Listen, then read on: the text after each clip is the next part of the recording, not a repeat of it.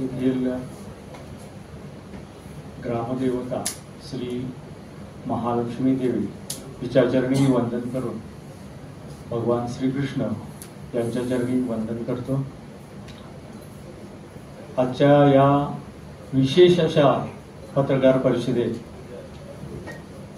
आपल्या सनातन राष्ट्र शंखनाद महोत्सवाची ही पत्रकार परिषद आयोजित केलेली आहे आणि या पत्रकार परिषदेत उपस्थित सर्व पत्रकार बंधूंचं स्वागत करतो। या पत्रकार परिषदेसाठी माझ्यासोबत या ठिकाणी उपस्थित आहेत हिंदू जनजागृती समितीचे राष्ट्रीय प्रवक्ते श्री रमेश शिंदेजी, तसेच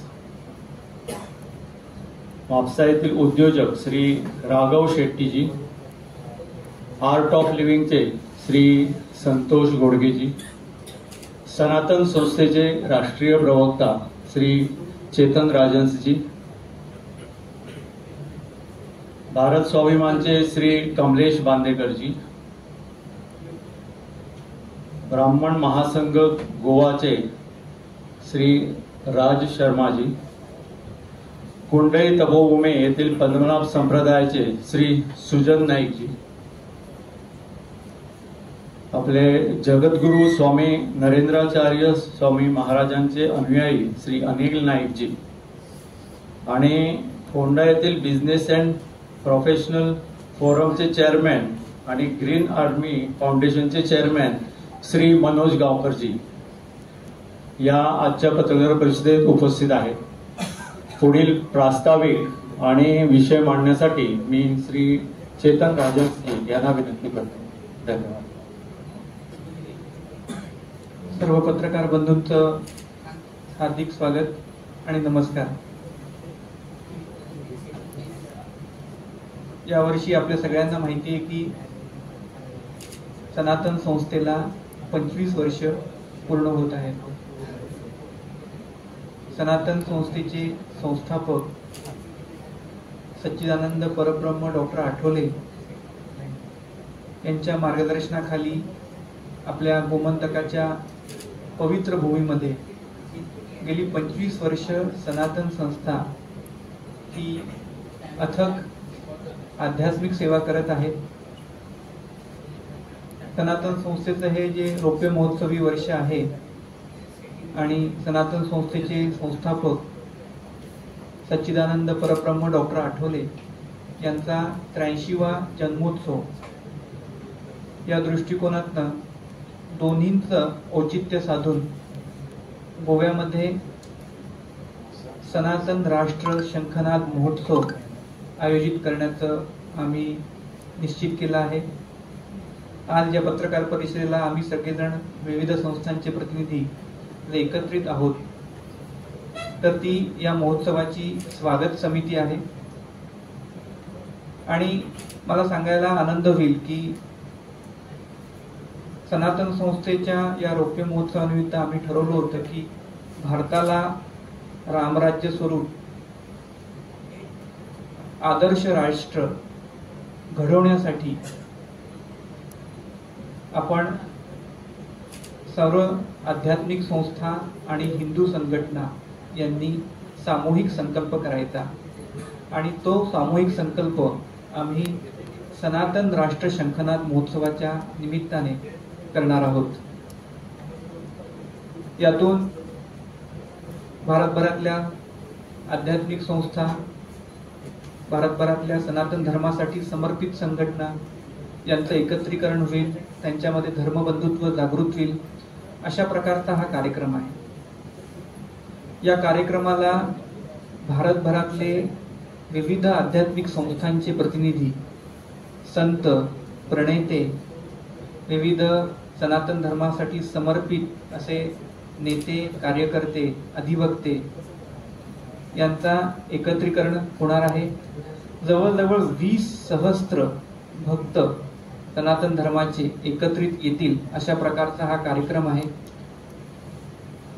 17, 18 आणि 19 मे असा 3 दिवस फर्मागुडीचं इंजिनिअरिंग कॉलेजचं जे मैदान आहे तिथे हा कार्यक्रम होणार आहे। तिथे एक अस्थायी नगर आपण निर्माण करत आहोत त्या नगरामध्ये हा 25,000चा 20,000 अधिक लोकांचा कार्यक्रम होईल आणि या कार्यक्रमाचं जे उद्दिष्ट आहे ते मी इथे स्पष्ट करू इच्छितो की आज आपण सगळेजण पाहत आहोत की हा भारतवर्षासमोर विविध प्रकारची आव्हानं आपल्याला दिसतात. या आव्हानांमध्ये त्याचं जर आव्हानं जर पाहिली तर फार मोठी आहेत आणि या सगळ्या प्रक्रियेमध्ये सनातन धर्माचं अस्तित्व टिकून राहणं किंवा सनातन धर्मीयांचं संरक्षण होणं ही अतिशय महत्वाची गोष्ट आहे आणि त्यासाठी कुठेतरी सामूहिक संकल्प होण्याची आवश्यकता आहे. त्याचबरोबर पाहिलं तर राष्ट्राचं सनातनत्व टिकून राहणं म्हणजे सनातन मानबिंदू जे आहेत, गोमाता आहे, गंगा आहे, गायत्री आहे, ओंकार आहे, वेदादी धर्मग्रंथ आहेत, हे जे मानबिंदू आहेत यांचं सुद्धा संरक्षण आज कोणी कुठल्या तरी संस्था करतायत. कोणीतरी एखादा व्यक्ती लढतोय, सुप्रीम कोर्टात जाऊन लढतोय. आज काशी मथुरेसाठी कायदेशीर लढा सुप्रीम कोर्टात सुरू आहे. तर अशा विविध प्रकारच्या घडामोडी चालू आहेत. या सगळ्यांना एकत्र कुठेतरी आणलं पाहिजे, त्या सगळ्यांना एकत्रित व्यासपीठ दिलं पाहिजे आणि आम्ही तुमच्या सोबत आहोत अशा प्रकारचं एक त्यांना जे ते वैधानिक कार्य सनातन धर्माच्या रक्षणासाठी करतायत, सनातन मानबिंदूंच्या रक्षणासाठी करतायत, त्यांना पुरस्कृत केलं पाहिजे. या व्यापक उद्देशाने हा कार्यक्रम आम्ही आयोजित केला आहे. या कार्यक्रमाला या 3 दिवसांमध्ये विविध प्रकारच्या आध्यात्मिक संघटनांचे प्रमुख, मगाशी मी सांगितलं तसं, ते असणार आहेत. संत महंत असणार आहेत, हिंदुत्वनिष्ठ असणार आहेत. तर एक प्रकारे 20,000हून अधिक लोकांचा हा कार्यक्रम गोव्यात प्रथमच होत आहे.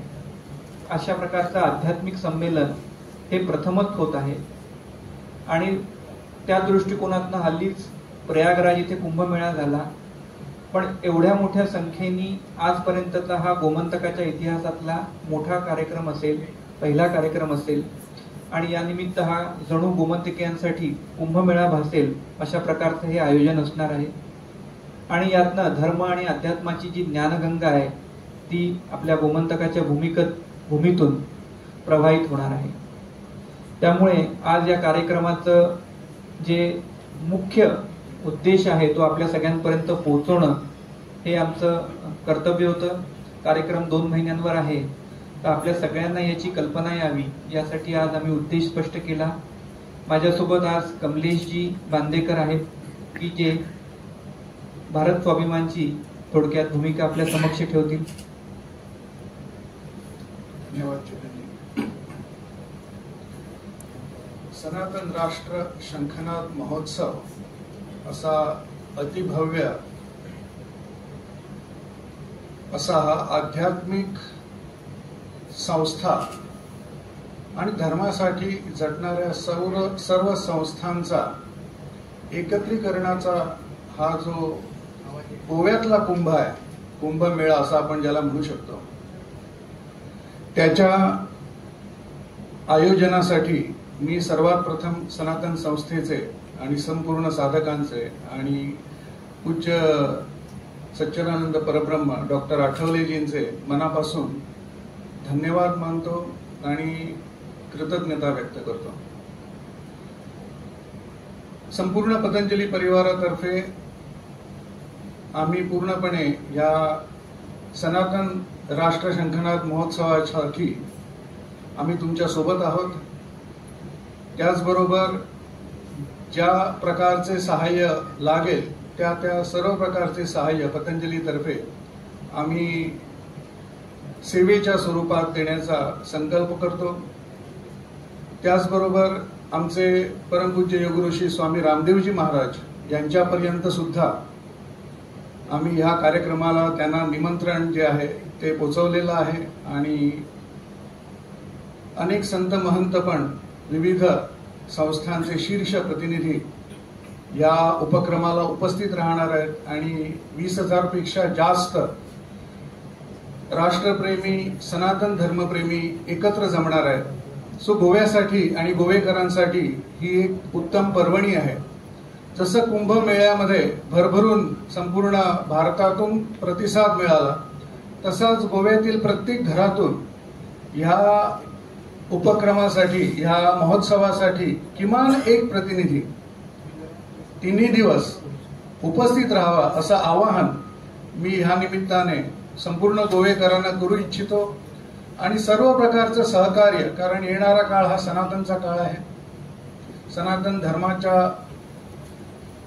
धर्माकडे संपूर्ण जग एक आशाभूत दृष्टीने बघतंय आणि हा संक्रमणाचा काळ आहे. संपूर्ण जगामध्ये ज्या घडामोडी आपण आज पाहतो त्याला उत्तर केवळ सनातन धर्मातूनच मिळू शकतं. तर ह्याच्यावरती चिंतन, मनन आणि आध्यात्मिक क्षेत्रातल्या ज्येष्ठ दिग्गजांचे मार्गदर्शन गोवेकरांना ह्या निमित्ताने मिळेल. त्यामुळे प्रत्येक घरातील किमान एक व्यक्तीने तरी ह्या उपक्रमामध्ये सहभागी व्हावं असं मी आवाहन करून माझा संपूर्ण पाठिंबा व्यक्त करून माझं इथे मनोगत थांबवतो. धन्यवाद.